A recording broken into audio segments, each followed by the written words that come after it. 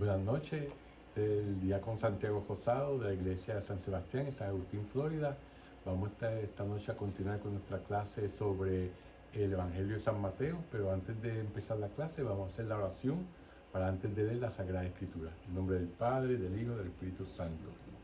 Señor Jesús, abre mis ojos y mis oídos a tu palabra, que lea y escuche yo tu voz y medite tus enseñanzas. Despierta mi alma y mi inteligencia para que tu palabra penetre en mi corazón y pueda yo saborearla y comprenderla.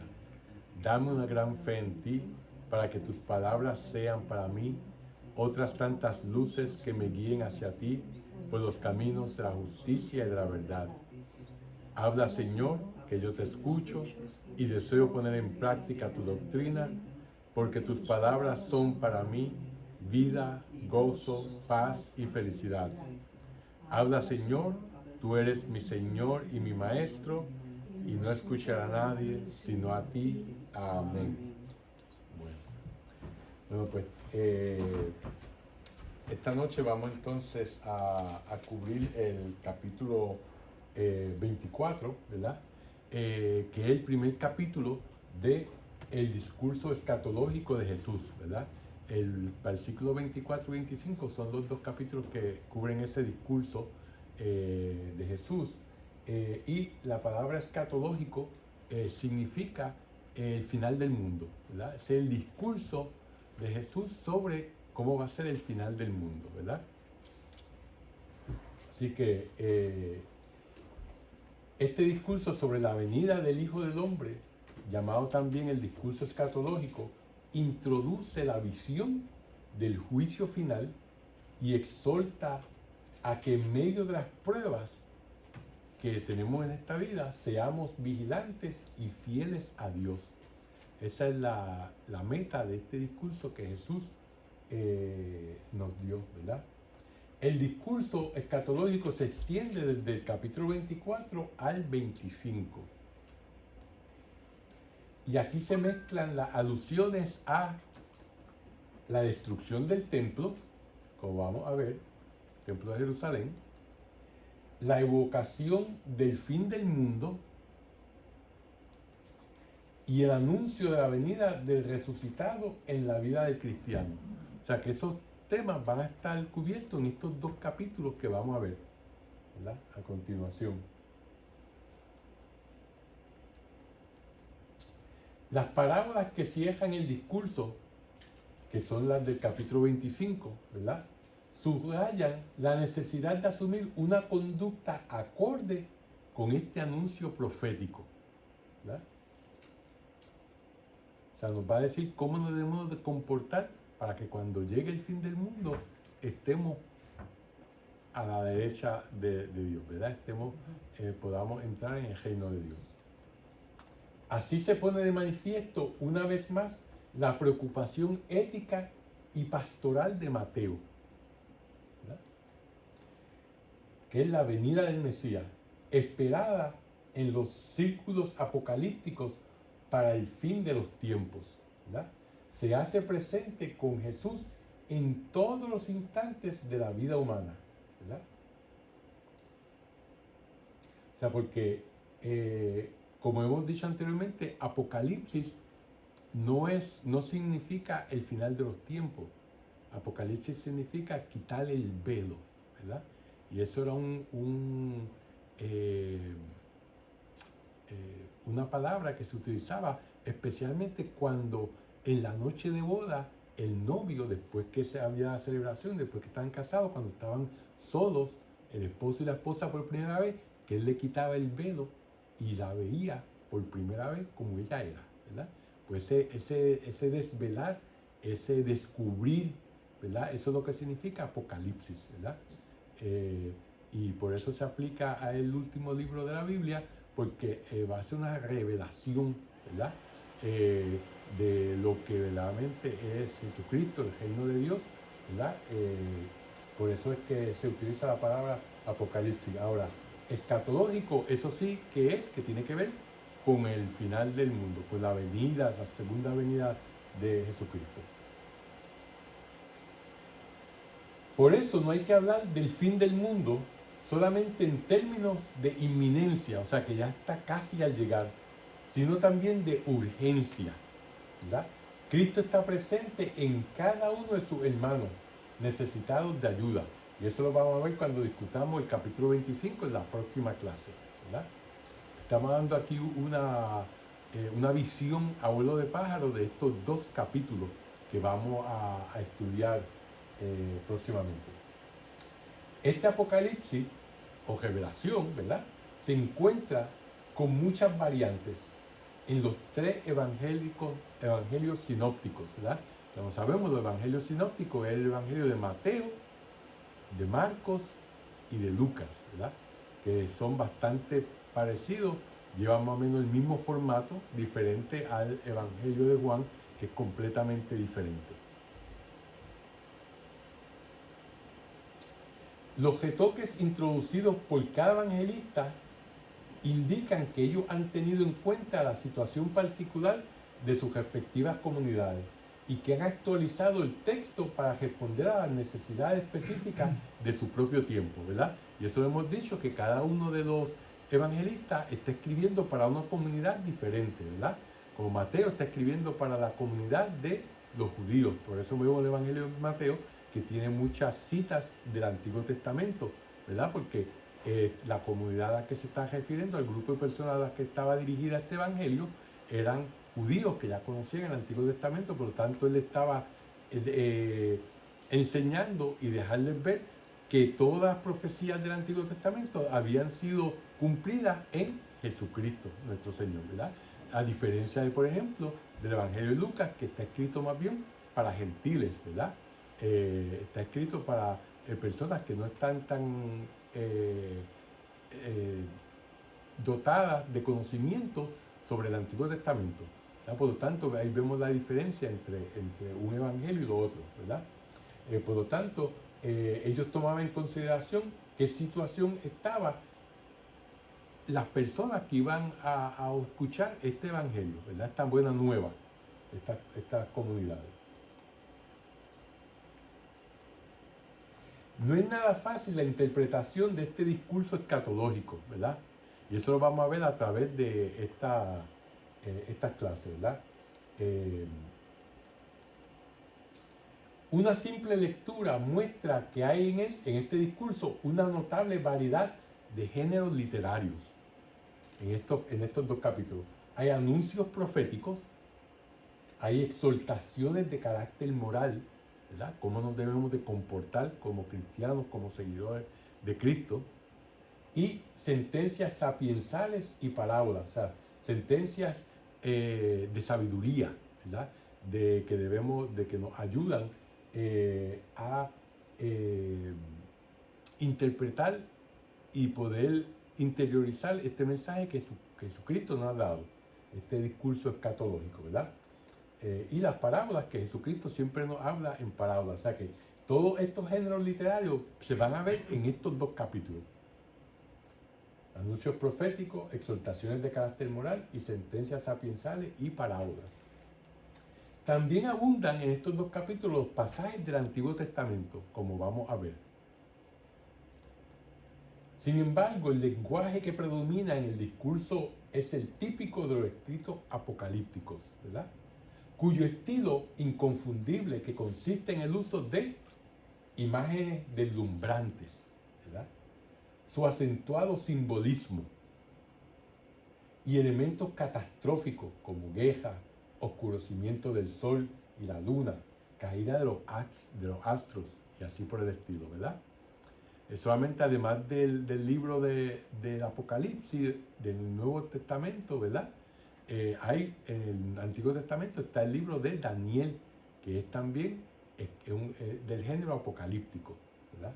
Y en estos capítulos vamos a ver este género apocalíptico bien enfatizado en estos capítulos que vamos a ver sobre el discurso escatológico que nos da Jesucristo.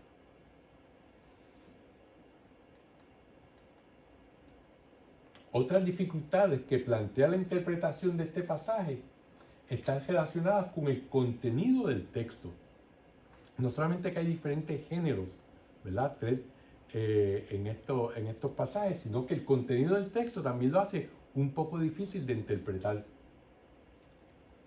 Mientras que algunas frases parecen indicar que la venida final del Señor es inminente, o sea que va a llegar ya ahorita, y ya a la puerta, otras expresiones la alejan notablemente, como vamos a ver en el versículo 14. O sea que eso hace que sea un poquito difícil de interpretar, ¿verdad? Porque algunos pasajes está como que ya está al llegar y el otro nos deja ver que va a ser todavía mucho más tiempo, y eso pues entonces trae un poco de confusión. Particularmente difícil es establecer dónde terminan las palabras de Jesús y dónde empieza la versión redactada de los evangelistas, ¿verdad? Que ellos escriben y en algunas partes pues Jesús dijo esto y esto y esto, ¿verdad? Pero en otras partes pues es el recuerdo que ellos tienen de las palabras que Jesús dijo, ¿verdad? No tanto como citas, sino como ellos redactando lo que él había dicho, ¿verdad? Así como nosotros nos acordamos algunas veces, palabra por palabra, de lo que una persona nos dice en un momento determinado, pero sin embargo, otras veces llegó una conversación con una persona y nos acordamos de las ideas generales de esa idea, ¿verdad? Pues así mismo le pasa a los evangelistas, ¿verdad? Todavía son el mensaje de Cristo, todavía Cristo lo dijo, pero no está verbatim, como lo dice, no está una cita, como en muchos lugares la encontramos. Es importante tener en cuenta las referencias que se hacen en relación a la ignorancia sobre el día y la hora. Eso lo vamos a ver ya en el capítulo 26, ¿verdad? Estas referencias son una clara invitación a la sobriedad. Desautorizan los intentos de penetrar en los designios secretos de Dios, como vemos en los Hechos de los Apóstoles, y no hacen ninguna concesión a la curiosidad acerca del cuándo y del cómo, ¿verdad? El mismo Jesucristo dice, ni el Hijo, ni los ángeles, ni el Hijo del Hombre sabe cuándo, ¿verdad? Es el fin del mundo, ¿verdad? Solamente el Padre Celestial. O sea, como que nos deja con que verdaderamente no nos da ninguna idea de esos secretos que tiene el Padre Celestial, ¿verdad? Nos deja ahí en babia, como uno dice, ¿verdad? Sin uno saber específicamente. Por lo tanto, nuestra curiosidad no se satisface con lo que está escrito en estos evangelios. Ante un pasaje tan enigmático, es preciso arriesgar una lectura que apunte a descubrir el significado profundo del texto. Y por eso a través de esta clase vamos a ver, les voy a presentar en algunas ocasiones, como por ejemplo en la parábola o en el del juicio final, que vamos en el capítulo 25, donde pone la oveja a su derecha y los cabritos a su izquierda, ¿verdad? Les voy a presentar cómo hay más de una interpretación por los eruditos bíblicos, ¿verdad? Y entonces cuál es la más probable, pero que hay divergencias de opiniones dentro de los estudiosos de la Biblia, ¿verdad? Aún en esta, sobre todo en estos capítulos. La peor manera de abordarlo, ¿verdad? Estos capítulos sería no tomar en cuenta las características del género apocalíptico y ver que en él la descripción detallada o la crónica anticipada de lo que va a suceder en el futuro, ¿verdad? O sea que el género apocalíptico no es una bola de cristal que nos dice el futuro, no, ¿verdad? Como vamos a ver, el género apocalíptico es un género que se escribía ¿para qué? Para darle fortaleza a los primeros cristianos para que pudieran sobrellevar las persecuciones y las dificultades que le iba a traer la vida por el hecho de ser discípulos de Cristo, ¿verdad? Por lo tanto, no es algo que una bola de cristal que nos dice el futuro, el género apocalíptico. En este contexto merecen especialmente atención las reiteradas exhortaciones a la vigilancia y las parábolas que se encuentran al final del discurso, ¿verdad? la necesidad de estar alerta, que vamos a ver en el capítulo 25, de hacer rendir los talentos recibidos, ¿verdad? Y vamos a ver la parábola de los talentos, y de ayudar a los hermanos necesitados, como vamos a ver el del juicio final, ¿verdad? Hace ver que el evangelista solamente está expresando una visión apocalíptica, ¿verdad? Si el evangelio nos proyecta hacia el futuro, es para invitarnos a vivir de una forma más comprometida con nuestro presente. O sea, si el evangelio nos dice, esto es lo que Jesucristo está diciendo que va a pasar, ¿verdad? No es para que vivamos en el futuro, no es para que nos desentendamos del presente, al contrario, es para que nosotros vivamos un presente mucho más comprometido con la enseñanza de nuestro Señor Jesucristo, ¿verdad? Esa es y podamos sobrellevar las dificultades de nuestras vidas diarias. Con esta idea de lo que vamos a ver en estos capítulos, ahora vamos a empezar con el primer pasaje del capítulo 24, ¿verdad? Que dice así. Dice Jesús, este capítulo nos va a hablar sobre el anuncio de la destrucción del templo, ¿verdad? Y los primeros 3 versículos dicen así. Jesús salió del templo y mientras caminaba, sus discípulos le hacían notar las imponentes construcciones del templo. Jesús les dijo, ¿ven todo esto? En verdad les digo, no quedará allí piedra sobre piedra. Todo será destruido. Como Jesús después se sentara en el monte de los olivos, los discípulos se acercaron y le preguntaron en privado, dinos, ¿cuándo ocurrirá todo esto? ¿Qué señales anunciarán tu venida y el fin de la historia? Palabra de Dios. Bueno, fíjense que el cuadro introductorio a este capítulo, desde que Jesús entró en el Jerusalén, como vimos en el capítulo 21, ¿verdad? Que la entrada de a Jerusalén, el templo había sido el principal escenario de su enseñanza y de controversias con sus adversarios. ¿Se acuerdan cuando Jesús votó a los mercaderes del templo, ¿verdad? Por ejemplo, ¿verdad? Pues toda esa controversia y todos esos encuentros con sus enemigos empezaron en el capítulo 21, ¿verdad? Y eso todo estaba centrado en el templo. Todo eso que vimos del capítulo 21 estaba centrado en el templo. Ahora Jesús abandona el templo por última vez. Es la última vez que Jesús va a estar en el templo.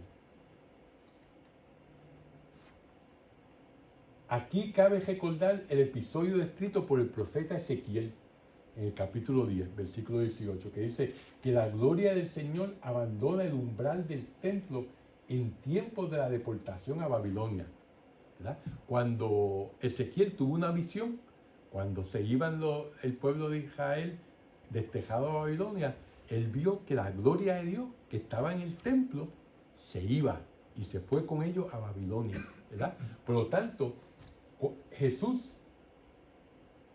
al salir del templo, abandonar el templo, la gloria de Dios, que Jesús, se está yendo del templo, ¿verdad? Eso es la correlación que vemos con el libro, con el pasaje del profeta Ezequiel, ¿verdad? Que así como apareció con el destejo, así parece ahora, ¿verdad? Porque ahora Jesús, que va a sufrir, ¿verdad? Va a tener su pasión, su muerte, ¿verdad? Y verdaderamente, pues entonces, de ahí es que empieza la decadencia del pueblo de Israel hasta que es eventualmente conquistado, derrotado y esparcido por todo el mundo por los romanos en el año 70. Mientras estaban caminando hacia el monte de los olivos, sus discípulos lo invitan a admirar la magnificencia del santuario erigido por Herodes. Pues se acuerdan que el segundo templo de Israel fue construido por Herodes. El primero fue construido por Salomón, ¿verdad? Que fue destruido cuando los babilonios conquistaron a Jerusalén en el año 586, ¿verdad? Entonces este templo fue construido por Herodes el Grande y se consideraba una de las maravillas del mundo antiguo, que era magnífico, que según los anuncios proféticos sería el punto de convergencia y el lugar de reunión de todas las naciones, ¿verdad? El templo estaba ahí, por eso el templo tenía un patio interior, ¿verdad? Tenía el Santo de los Santos, donde estaba la presencia de Dios, ¿verdad? Donde estaba el Arca de la Alianza, y después tenía el patio donde estaban los sacerdotes que hacían los sacrificios, después venía el patio de los hombres, después de las mujeres y por último el de los gentiles, ¿verdad? Que no eran judíos, pero que estaban bienvenidos a venir al templo también, pero tenía un área para ellos, ¿verdad? Por lo tanto, el templo era el lugar de reunión de todas las naciones. Eso era lo que todos los profetas, desde Isaías hasta Miqueas, Zacarías, habían profetizado en todos estos pasajes, ¿verdad? Jesús les responde con una frase que se ha hecho proverbial: no quedará aquí piedra sobre piedra, ¿verdad? Como vemos, eso se cumplió, ¿verdad? Porque ahora mismo el templo, pues, no hay piedra sobre piedra del original, lo único que queda es el piso, nada más, ¿verdad? Y la pared occidental, que es lo que es la pared de los llantos, ¿verdad? Donde los judíos van a rezar, ¿verdad? A continuación, Mateo hace notar que Jesús se sentó. Y esto es muy importante, ¿por qué? Porque esta indicación pone de relieve su papel de maestro, ya que los rabinos judíos enseñaban sentados, como se acuerdan en el Sermón de la Montaña, en el capítulo 5 de Mateo, que hizo Jesús, se sentó, ¿verdad? Cada vez que él iba a enseñarles se sentaba, porque eso era lo que los maestros hacían en aquel entonces. Para enseñarles ellos se sentaban y los discípulos estaban alrededor de él, sentados a su alrededor. También es significativo que la enseñanza tenga lugar en el Monte de los Olivos, porque la montaña es el lugar simbólico de la revelación, ¿verdad? Como vemos en el Sermón de la Montaña, ¿verdad? Como vemos la transfiguración de Jesús, que fue en el Monte Tabor, ¿verdad? Pues así por el estilo, la montaña, en el Antiguo Testamento, el Monte Sinaí, donde Dios se reveló al pueblo de Israel, ¿verdad? Y a Moisés, ¿verdad? O sea que la montaña es el lugar simbólico donde Dios baja de lo alto y el hombre sube para encontrarse con Dios, ¿verdad? Por lo tanto, es también significativo que haya sido en el Monte de los Olivos. Incluso hoy el Monte de los Olivos es el mejor punto de observación para contemplar el sitio donde se levantaba el Templo de Jerusalén. Si uno va de peregrinación a Jerusalén, muchos de los grupos, cuando entran a Jerusalén, lo primero es que se paran en el Monte de los Olivos para que se pueda ver la ciudad, se pueda ver el templo, ¿verdad? Una de las vistas más bonitas que uno puede ver toda la ciudad, y sobre todo el sitio donde se levantaba el Templo de Jerusalén, ¿verdad? Está aquí el Monte de los Olivos, ¿verdad? Y está la Iglesia de las Naciones, ¿verdad? Entonces, aquí, ven todos los árboles aquí, todo eso es el Monte de los Olivos.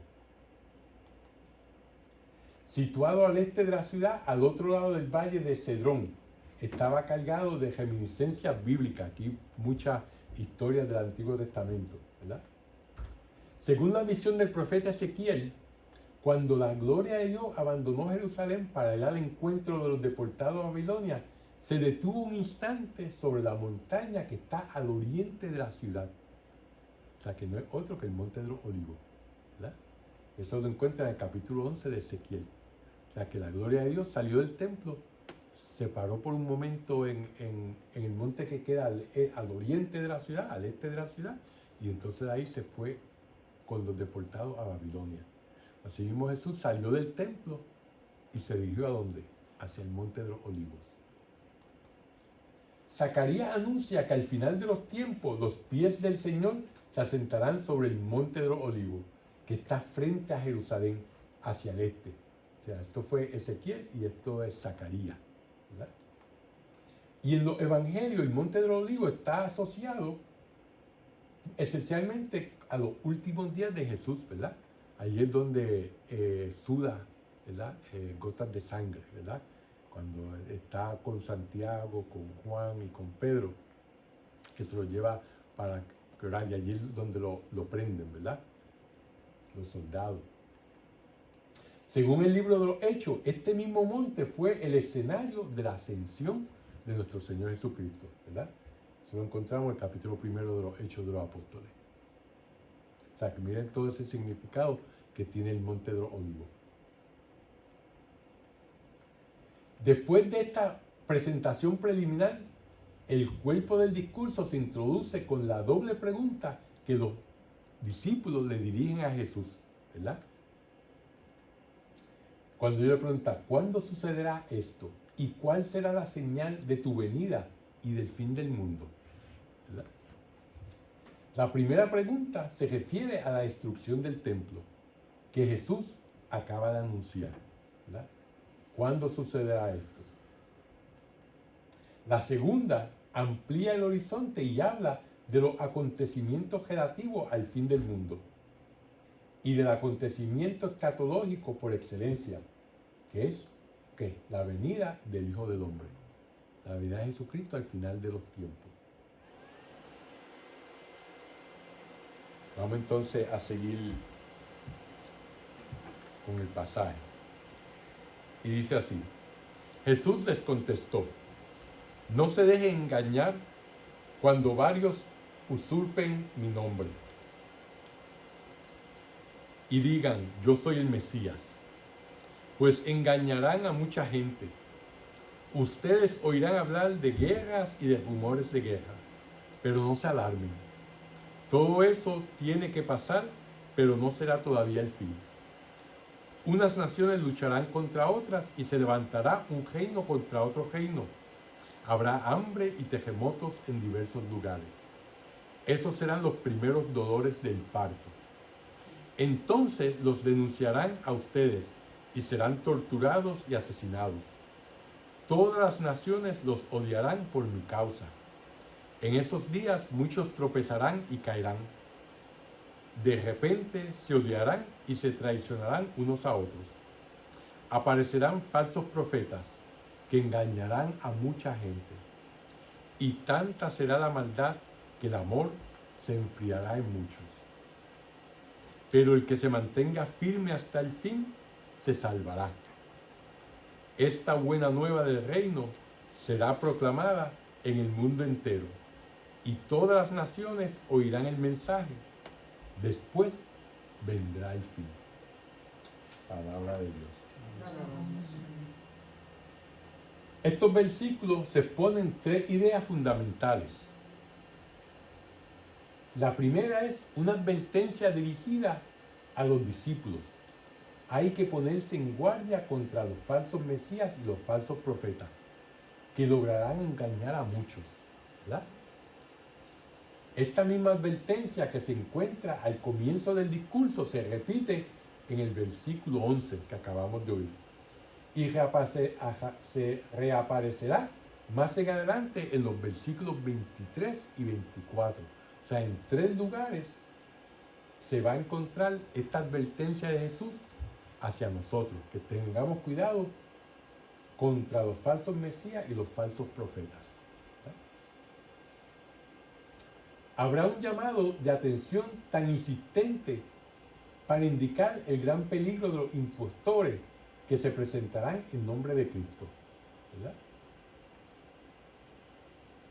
Es característico de los textos apocalípticos el verbo griego traducido como engañar, que también podría traducirse como seducir, inducir a error o extraviar, que es el verbo que se utiliza en este pasaje, ¿verdad? No seamos engañados, no nos dejemos inducir al error, no nos dejemos seducir o extraviar, ¿verdad? Y también se utiliza ese mismo verbo en el Apocalipsis, en estos pasajes y en Juan, en el Evangelio de Juan, ¿verdad? Ese verbo mismo de engañar. En la segunda idea se oirá hablar de violentos terremotos, de hambrunas y de guerras, de nación contra nación y reino contra reino. Tales noticias no deben causar alarma. Las guerras y las otras calamidades serán solamente el principio de los dolores de parto. Es decir, no serán señal de un fin inminente. Todo eso debe suceder, pero como dice nuestro Señor, todavía no llegará el fin, ¿verdad? Un tercer tema en este pasaje es el anuncio del odio y de las persecuciones que deberán soportar los discípulos. La maldad aumentará hasta extremos insospechados y la hostilidad creciente pondrá en crisis a la comunidad de fe, cuando nos dice que se enfriará la caridad de muchos, o se enfriará el amor de muchos, ¿verdad?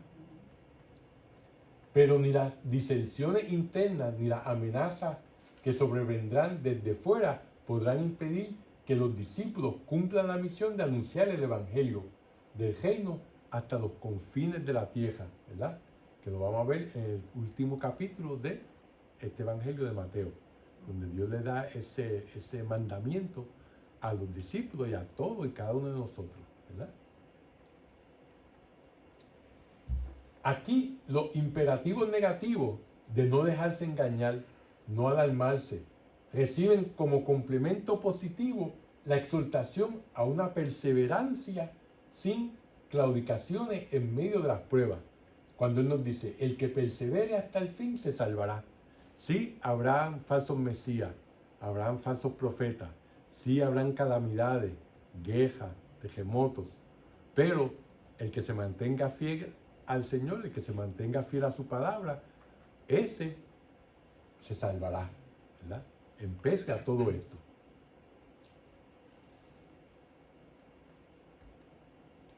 Los versículos 9 al 14 están encuadrados por dos indicaciones que llaman la atención sobre la relación de la iglesia con el mundo pagano.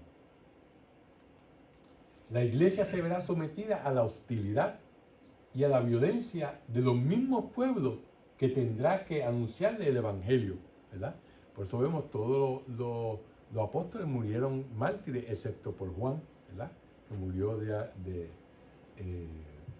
sin haber sido martirizado. El ámbito donde la iglesia está llamada a dar su testimonio serán las naciones que la persiguen. Ahí donde más perseguida, ahí tiene que dar testimonio. Cuando la evangelización universal llegue a su cumplimiento, se tendrá señal de que ya el fin es inminente. Como hablamos en la carta a los romanos, cuando estudiamos a San Pablo, ¿verdad? Pues San Pablo, obviamente, tomó esto de corazón. Dijo, pues, si hay que evangelizar, pues entonces mientras más rápido se evangelice, más rápido viene nuestro Señor Jesucristo. Y por eso él, entonces, estaba planificando ir hasta el fin de la tierra, que en aquel entonces es lo que conocemos hoy como España, ¿verdad? Como las columnas de Hércules, Gibraltar, ¿verdad? Y para llegar allá, él iba a usar Roma como un trampolín para llegar allá, ¿verdad? Y por eso es que entonces Pablo, ¿verdad? Se pide cuando le hacen el juicio que lo lleven a Roma, y por eso escribe la carta a los romanos, ¿verdad? Con una carta de presentación, ¿verdad? Porque lo que él quería era acabar de evangelizar el mundo para que viniera nuestro Señor Jesucristo, porque hasta que no se acabe de evangelización, no llega el Señor. Por lo tanto, vamos a darle rapidito y fuerte, y por eso él, incansable como era, quería llegar hasta España, ¿verdad? Pues obviamente no llegó a España.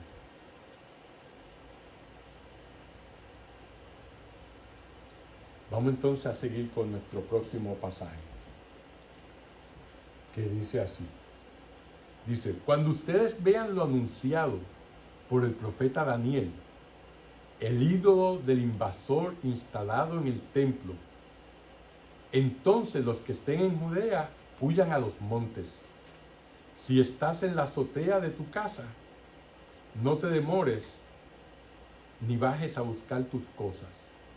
Si te hallas en el campo, no vuelvas a buscar tu manto. Pobres de las que en aquellos días estén embarazadas o criando, rueguen para que no les toque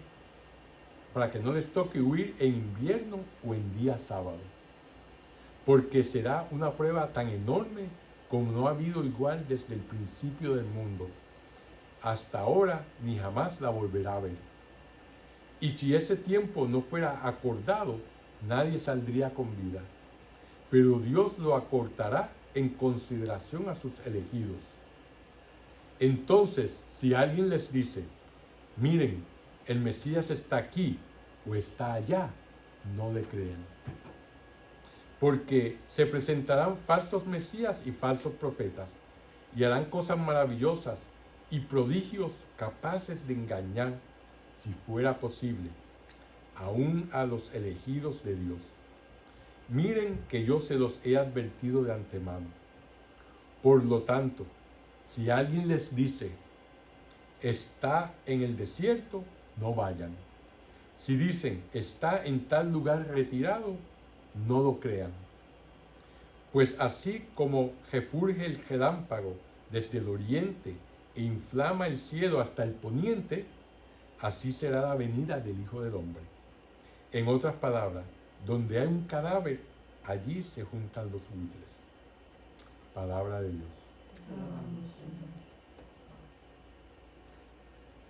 Fíjense, la última frase del versículo 14 marca un vuelco decisivo. Entonces llegará el fin. La señal decisiva será la gran tribulación, que a su vez será inaugurada por la abominación de la desolación. Ahora, ¿qué significan todas estas expresiones? Gran tribulación, abominación de la desolación. Aquí es difícil determinar a qué hecho se refiere el texto. Muchos intérpretes consideran que los sucesos de los versículos 15 al 22 evocan retrospectivamente la destrucción de Jerusalén. Pues se acuerdan que Mateo escribió su evangelio después de la destrucción de Jerusalén y la del templo, que ya habían acontecido cuando Mateo estaba escribiendo su evangelio, ¿verdad? Suelen aducirse varias razones a favor de esta interpretación que vamos a ver ahora.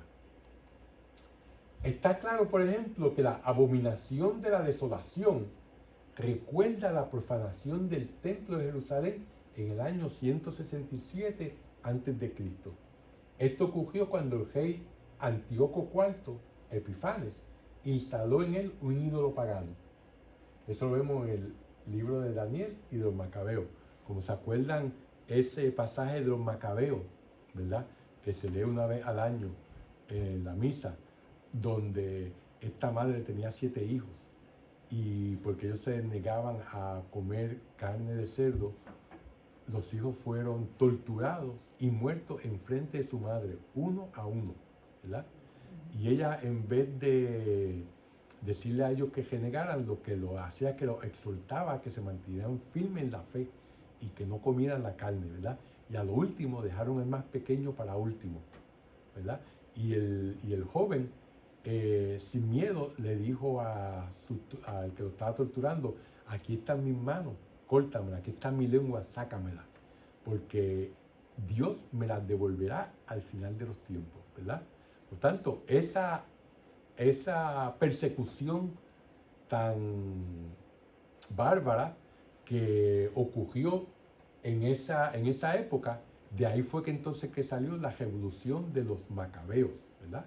Y el libro primero y segundo de los macabeos habla sobre esa revolución que hubo, y ellos pudieron entonces echar de Israel a los griegos, que eran los que el rey Antíoco IV era el rey de los griegos que estaban, él era uno de los generales de la dinastía, de uno de los generales de Alejandro Magno, ¿verdad? que estaban, cuando Alejandro Magno murió, en los años 335, 33 antes de Cristo, sus 4 generales más importantes se dividieron el reino en 4, ¿verdad? Pues a uno le tocó Siria y este Antíoco IV era uno de sus descendientes, ¿verdad?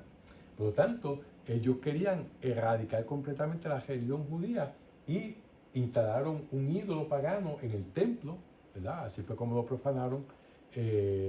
Evitaban que los hombres se circuncidaran. Si lo encontraban circuncidado a los niños, mataban a la familia. Si hicieron un gimnasio donde obligaban que fueran los judíos, ¿verdad? Y los judíos no, eso estaba en contra de ellos, porque en el gimnasio, los griegos, uno entraba al gimnasio y se quitaba toda la ropa, estaba desnudo, ¿verdad? Haciendo ejercicio, yendo al sauna, eso era la tradición griega, ¿verdad? Por lo tanto, los judíos eran pudorosos en ese sentido y la desnudez no era parte de su cultura, ¿verdad? Pues todo eso pues era lo que este ejército invasor le impuso a los judíos de aquella época, ¿verdad? Hasta que los macabeos se rebelaron y los echaron. Por lo tanto, esta abominación de la desolación se puede estar refiriendo a esta época que fue 167 años antes de Jesucristo, donde hubo esta profanación del templo tan severa y de todo el pueblo por el rey Antíoco IV, ¿verdad? De ahí el paralelismo de cuando las legiones romanas asedian Jerusalén y profanaron y destruyeron el templo. O sea, lo que pasó en el 167 pasó también en el año 70 después de Cristo, ¿verdad? Y este asedio de Jerusalén duró como 2 años, eso no pasó de un día para otro, ¿verdad? Hasta que los romanos pudieron cortar todo agua que pudieran tener, se les acabó la comida y llegaron al punto de canibalismo, ¿verdad? Canibalismo durante la caída de Jerusalén, entre otras cosas. O sea que fue una época bastante difícil. En esta misma línea, la gran tribulación de este versículo 21 describiría la situación desesperada de Palestina en los meses siguientes a la victoria romana, ¿verdad? Donde los romanos no solamente conquistaron Jerusalén, sino que destruyeron el templo y entonces prohibieron que ningún judío viviera en Israel. Todos se tuvieron que ir y no podían vivir en Israel. La fuga podría referirse, ¿verdad? Cuando dice que se fuguen, vayan a los montes, que no vuelvan, si están en el campo no vuelvan, como oímos el pasaje, podría referirse a la migración precipitada de la comunidad cristiana de Jerusalén hacia la región oriental del Jordán antes del asedio de la ciudad. Cuando los romanos vinieron a asediar la ciudad de Jerusalén, los cristianos, como ya conocían de este mensaje que Jesucristo había dado, digo, espérate, aquí es que viene la gran tribulación, patitas para que te quiero, y se fueron de Jerusalén, ¿verdad? Y eso fue algo que los judíos le tomaron en contra a los cristianos, porque para ellos los cristianos le habían dado la espalda a ellos, los cristianos judíos, ¿verdad? Pero como ya ya Jesús lo había dicho, pues entonces los cristianos ya sabían lo que iba a venir, así que se fueron de Jerusalén, se fueron, se cree que una ciudad que se llama Pella, ¿verdad? Que queda en la región del Jordán, ahí fue que se refugiaron. Por tanto, los cristianos se evitaron las zozobras del asedio de Jerusalén. La huida de los refugiados judíos después de la caída de Jerusalén también puede referirse a la huida de los refugiados judíos después de la caída de Jerusalén, cuando escaparon sin poder llevarse nada, ni siquiera un manto para protegerse del frío, ¿verdad? Los pocos que escaparon de la caída de Jerusalén. A pesar de estar bastante difundida esta interpretación, ¿verdad?, de lo que significa la tribulación y la desolación, esta interpretación parece poco probable. O sea que puede ser que ustedes oigan esta interpretación sobre estos pasajes pero es poco probable. Habría de pensar más bien que el texto utiliza el lenguaje característico de los escritos apocalípticos, ¿verdad? La gran tribulación pondrá en peligro la fe e incluso la salvación de los elegidos, pero Dios mismo intervendrá por amor a ellos y hará que se abrevien aquellos días, como dice el versículo 22. Recuerde que la literatura apocalíptica no es una bola de cristal, ¿verdad? Sino una enseñanza para que los cristianos no pierdan la fe. Debido a tanta incertidumbre, es fácil afejarse a toda clase de revelaciones engañosas y dejarse seducir por ellas, ¿verdad? Como pasa también hoy en día. Los versículos 23 y 28 vuelven sobre el tema de las grandes señales y prodigios que harán los falsos mesías y los falsos profetas, capaces de engañar, si fuera posible, a los mismos elegidos, como dice el pasaje, ¿verdad? La repetida exhortación, no les crean, que ya vimos en el versículo anterior 11 y ahora en el 23 y 26, y lo vamos a ver en el 23 y 26, recomienda la actitud de que es preciso asumir frente a estos seductores.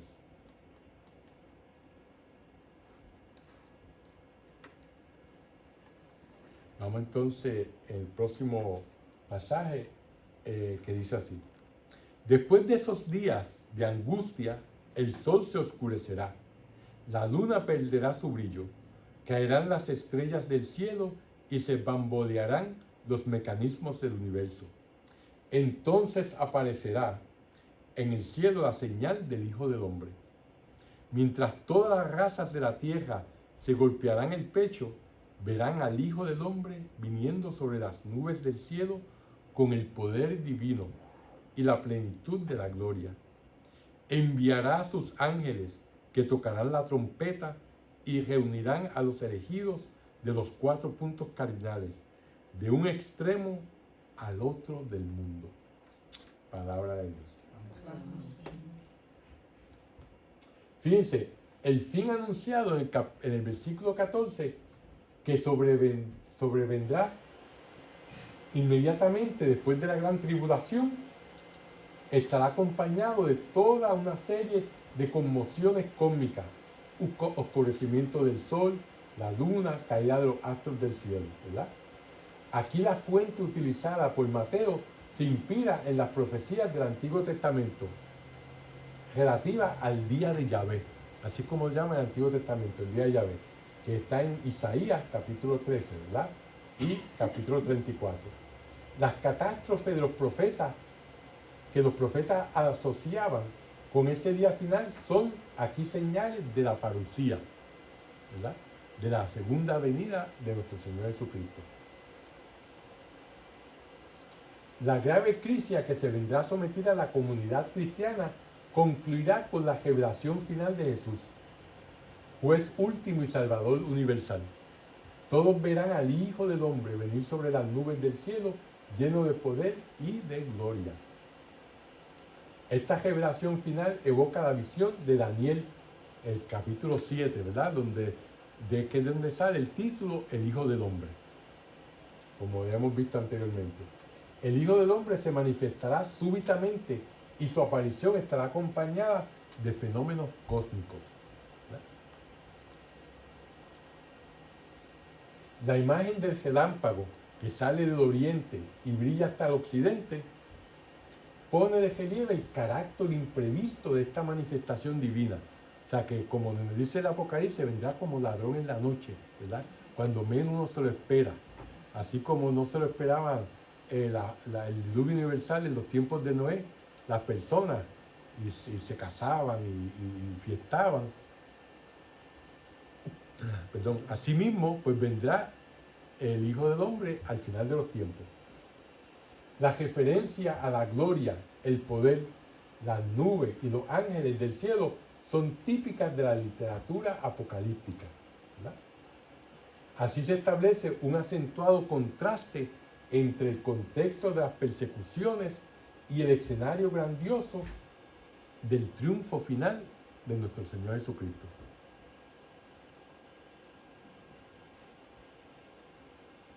Mientras que los acontecimientos que se describieron antes se insertaban en la trama de la historia presente, ¿verdad? Como fue la destrucción de Jerusalén, la parucía marca el fin de toda la historia. No solamente va a ser el fin de la ciudad, del templo, de la nación, no, va a ser de toda la historia. Es la meta, el acontecimiento último y decisivo que da sentido a toda la historia. Esta venida de nuestro Señor Jesucristo es lo que le va a dar sentido a toda la historia de la humanidad. Con ella se producirá la ruina del mundo antiguo y la aparición de un mundo nuevo, ¿verdad? Como nos dice el Apocalipsis en el capítulo 21, que es la nueva Jerusalén, que bajará del cielo, ¿verdad? Para los que hayan perseverado hasta el fin, la revelación final de Cristo traerá la salvación definitiva. O sea que sí, muestra todas estas cosas que pueden ocurrir, todas estas catástrofes, pero para el que tiene a Jesucristo en su corazón, para aquel que ha perseverado, ¿verdad? En seguir la enseñanza, los mandamientos de Dios, esto no será algo malo, al contrario, esto será la salvación definitiva, ¿verdad?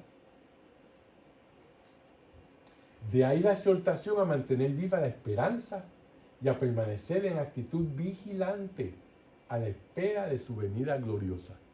Debemos de vivir todos los días como si fuera el final de los tiempos, ¿verdad?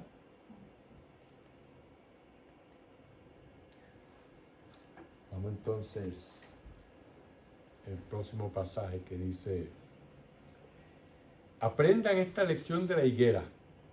Cuando están ya tiernas sus ramas y empiezan a brotar las hojas, ustedes saben que se acerca el verano.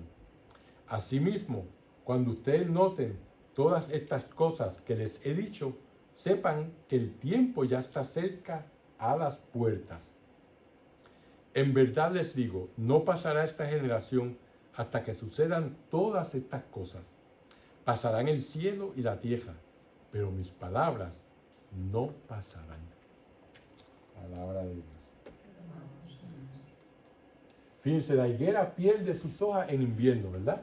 Y al comienzo de la primavera se ve sobre sus ramas desnudas el brote de los nuevos vástagos. Es la señal de retorno de la vegetación y el anuncio de que el verano está cerca. Pues asimismo, de manera semejante, cuando sucedan las cosas antes descritas, se tendrá una señal de que el fin está cerca y a la puerta, ¿verdad? Esto requiere discernir con toda lucidez los prodigios y señales que eventualmente se podrían exhibir como señales premonitorias de la consumación final. Esto se debe a que estos fenómenos y prodigios no son una credencial unívoca, única, ¿verdad? Sino que verdaderamente, como dice, uno tiene que discernir, uno tiene que ver, van a haber tiempos que van a aparecer como si fuera el final del tiempo, pero no lo son, ¿verdad? Por eso es que hay que estar siempre preparado, porque no se sabe. Aunque dice que estas cosas van a pasar, pero a través de la historia hemos visto como muchas personas han pensado que ya es el final de los tiempos, porque ha habido guerras, ha habido terremotos, ¿verdad? Pero realmente nadie sabe. Los ángeles, ni tan siquiera el Hijo del Hombre, ¿verdad? De hecho, en tiempos muy cercanos a la composición de los evangelios sinópticos, el historiador judío Flavio Josefo registra una impresionante serie de seductores que explotaban la emotividad popular y provocaban fenómenos de exaltación colectiva. O sea que aún después, inmediatamente después que Jesucristo resucitó, pues inmediatamente después de eso vinieron muchos seductores, muchos falsos profetas, ¿verdad? En medio de tanta incertidumbre, cuando todo parece caer y desmoronarse, Jesús ofrece a los creyentes un punto de apoyo inconmovible. El cielo y la tierra pasarán, pero mis palabras no pasarán.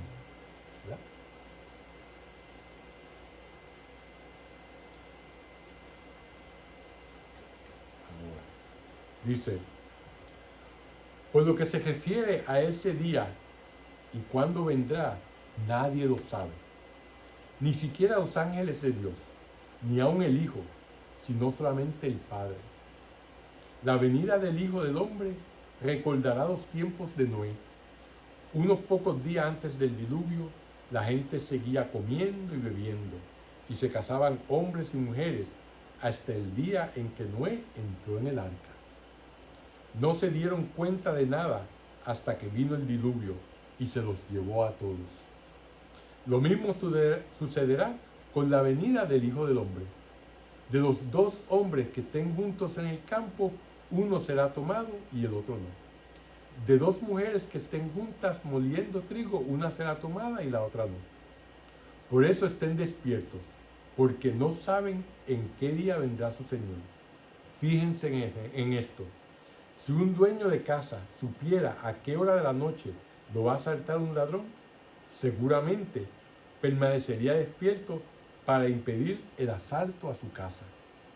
Por eso estén también ustedes preparados, porque el Hijo del Hombre vendrá a la hora que menos esperan. Imagínense un administrador digno de confianza y capaz. Su Señor lo ha puesto al frente de su familia y es Él quien les reparte el alimento a su debido tiempo. Afortunado será ese servidor si al venir su Señor lo encuentra cumpliendo su deber. En verdad les digo, su Señor lo pondrá al cuidado de todo lo que tiene.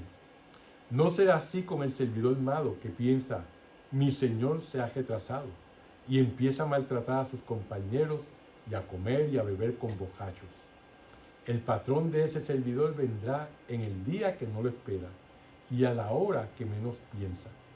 Le quitará el puesto y lo mandará donde los hipócritas. Allí será el llorar y el rechinar de dientes. Palabra de Dios. Fíjense, después de que Mateo establece que nadie conoce ese día y la hora, él añade varias sentencias que señalan lo inesperado de la parucía, o sea, de la segunda venida de nuestro Señor. La imprevisible llegada del Hijo del Hombre es comparable al diluvio en los días de Noé, en donde todo los tomó por sorpresa, y al ladrón nocturno que irrumpe en el momento menos esperado. ¿Verdad? El carácter irreversible del juicio se expresa con la imagen de dos hombres y de las dos mujeres que se encuentran trabajando. A uno lo toman y al otro lo dejan. Me decía un sacerdote que la muerte, ¿verdad?, era como una fotografía. Cuando le toman una foto, no importa lo que uno está haciendo, si está mirando para el otro lado o si no está mirándole la foto, y como quedó, ahí la foto lo tomó, ¿verdad? No hay manera de cambiarla, ¿verdad? Por lo menos antiguamente. Ahora con la nueva tecnología, pues sí, pero definitivamente es algo que así va a ser el juicio, ¿verdad? Que tiene un carácter irreversible. La invitación a la perseverancia se ilustra con la parábola de los dos siervos, uno fiel y el otro infiel, ¿verdad? A esta doble conducta corresponde la recompensa o el castigo cuando regresa el dueño de la casa. A continuación, la parábola de las 10 vírgenes, que vamos a ver en el capítulo 25, en la próxima clase, pone de relieve una vez más la sabiduría del que está preparado y la necedad del que se encuentra desprevenido ante el gran acontecimiento final, ¿verdad? Y con ese pensamiento nos quedamos esta noche. Vamos entonces a hacer nuestra oración final. En el nombre del Padre, del Hijo, del Espíritu Santo. Amén. Dios te salve María, llena eres de gracia, el Señor es contigo. Bendita tú eres entre todas las mujeres, y bendito es el fruto de tu vientre Jesús. Santa María, Madre de Dios, ruega por nosotros pecadores, ahora y en la hora de nuestra muerte. Amén. Gloria al Padre, al Hijo y al Espíritu Santo, como en el principio, ahora y siempre, por los siglos de los siglos. Amén. Que el Señor los bendiga, los guarde de todo mal. Amén. Amén.